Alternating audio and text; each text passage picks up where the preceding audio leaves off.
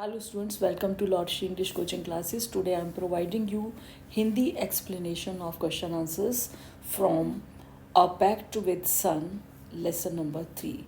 So let's start. Question number 1. The shepherd had not been to school because जो गडेरिया था वो लंबे समय से स्कूल नहीं गया था. क्यों? बिकॉज, क्योंकि. Choose the right answer. आपको 3 ऑप्शन दिए हैं, उसमें से आपको करेक्ट आंसर ढूंढना है.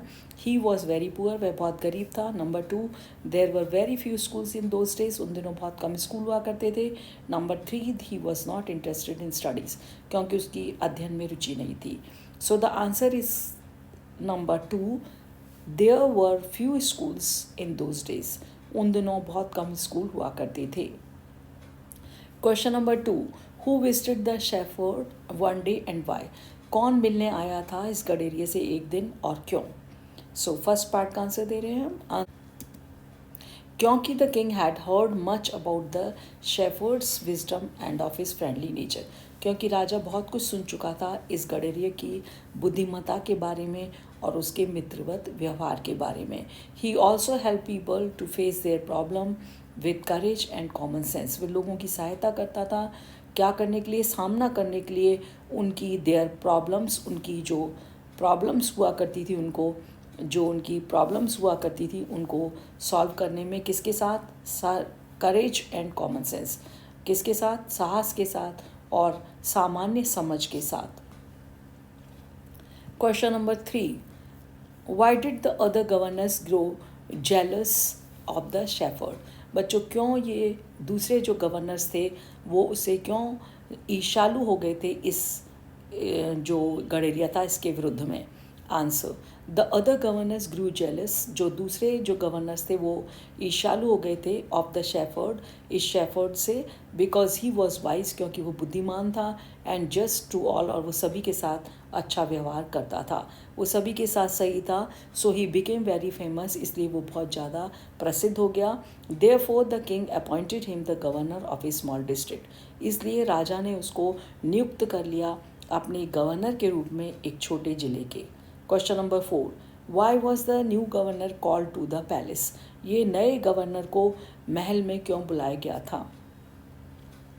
Answer, the new governor was called to the palace, इस नए गवर्नर को महल में इसलिए बुलाया गया था बिकॉज, क्योंकि the people who were jealous of his fame, क्योंकि जो लोग उसकी प्रसिद्धि से क्या हो गए थे, ईर्ष्यालु हो गए थे, स्टार्टेड टू डिफेम हिम, उसको बदनाम करना शुरू कर दिया था. सेइंग दैट, ये कह करके, ही वॉज डिसऑनेस्ट, कि वो बेईमान था, and kept himself some part of the tax, और ऐसा कहा उन्होंने कि वो कुछ हिस्सा टैक्स का अपने पास बचा के रख लेता था.